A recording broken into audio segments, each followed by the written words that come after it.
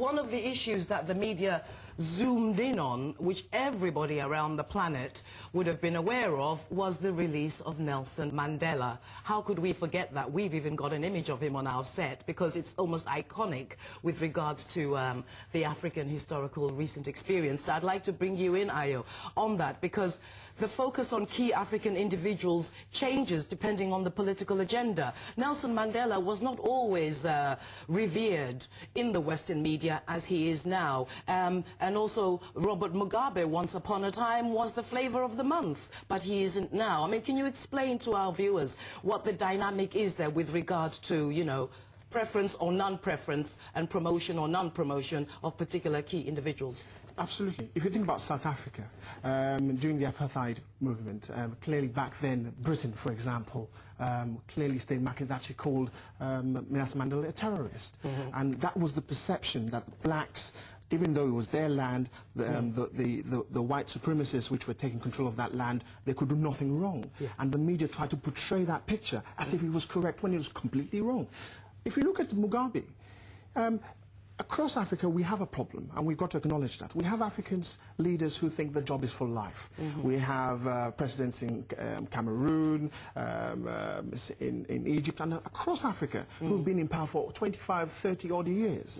And Mugabe is no different. But yet still we don't hear about these leaders. In fact, Mugabe is the one that we hear about all the time. So I think sometimes there's a sense that there's some level of indoctrination or some kind of policy which may come from the powers that may be within those individual Western countries for them to tug a specific line. Because why else would you not talk about the rest of Africa in its appropriate context, but focus about specific individuals, even though what they're doing may be wrong, or the fact that they've been in power for so long, but put it in context in relation to others as well. Well, talking about context, and you've all talked about it very eloquently, I'd like to bring you in, Ebere. How do you contextualize the Mugabe situation on Ben TV to sort of offset, you know, the propaganda, for want of a better word, that's going on about his personality and his regime, forgetting the fact that a lot of Zimbabweans actually do support and respect Robert Mugabe, but you would never know that listening to the press? In fact, the stance is this, even from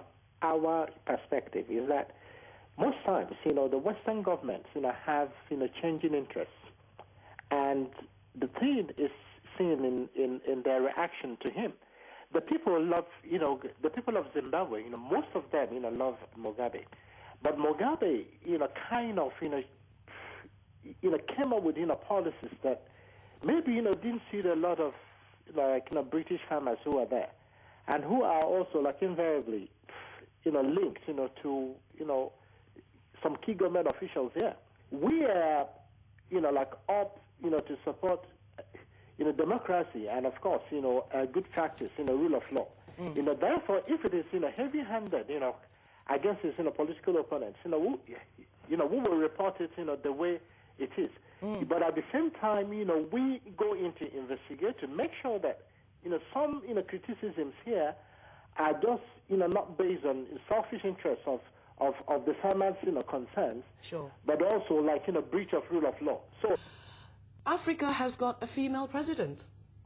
I didn't hear that much about that. And Rwanda has also got the largest number of female politicians, elected on the planet. Yet I've not heard about that. I think it is very simple because the media looks for different types of news. Of course, when the Liberian president, the female president, came up, it was sort of news because for once an Africa's got a president. But immediately after that, she was forgotten, and up to today, very few people mention that. It's because the journalists are looking for the war, they are looking for famine, they are looking for something else. Now that Liberia doesn't have war, it's not an issue anymore. How she's struggling in Liberia to try and actually now perhaps deal with the consequences of the war is not news. So I think that it is important, it's very important that the media was covering the war. We must not say that the media should always just praise these leaders. Our leaders in Africa, some of them are notorious for being dictatorial, stealing, and so on. They should be exposed.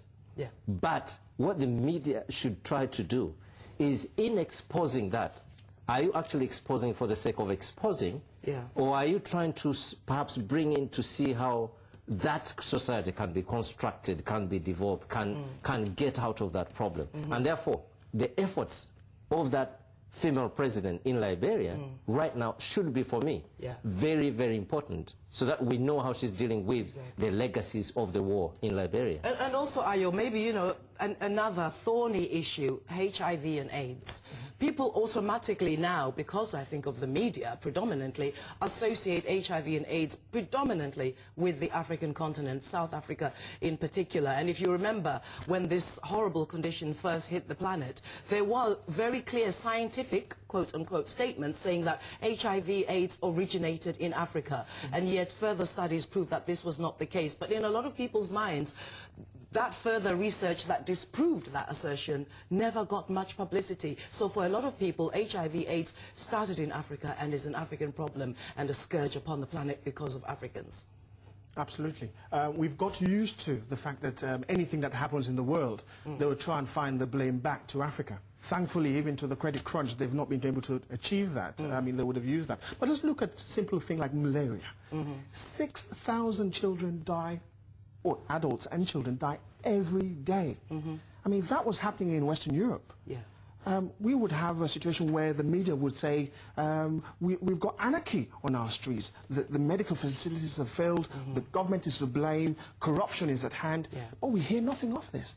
Every single day, well, people die. Hear of it. We do hear of it, don't we, Ebere? In the context of some assistance being given to those poor Africans in the form of mosquito nets or comic relief or Bob Geldof's latest initiative, then we will hear of it. I mean, how does Ben TV deal with those urgent health and, you know, life-giving issues? How do you deal with that disaster element of African portrayal? Exactly. It is the balance, you know, that we're, you know, like, up for.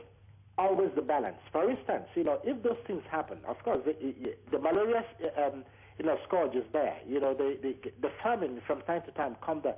We report it. But at the same time, too, you know, we report the efforts Africans are also making to address those things in their country.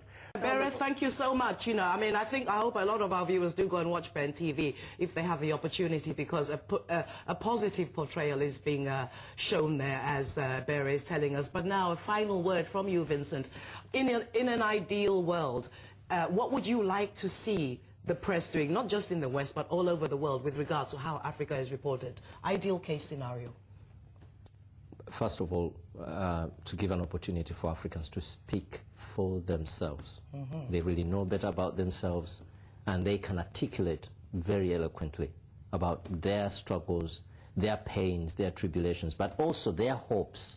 Yes. You know, you go to Ethiopia, you show famine. This little kid with bones, sort of skeletons, against the desert. That's the sort of symbolic Western viewpoint. Usually with flies but what around about the face and the mouth? fact that behind that image, there are people struggling to survive? And for example, the history of it, many centuries ago, when nobody was coming to give food to Ethiopians, how did Africans deal with famine? This thing of just imaging Africans as beggars, as people who are a West, is what is the problem. Final word to Ayo. What's your perfect image of Africa? Well, we need a 24-hour Al Jazeera Africa or 24-hour Press TV Africa. We need that urgently. We need. We could have 2 bureaus in every 53 country that we have on the African continent. The information will be given by Africans. They would speak in the African language, and very much so the message will be made very clear as to what Africa means and how best people should appreciate the continent. Ebere, do you see that happening? Well, you from Ayo, straight away, the strategies are there, the plans are on.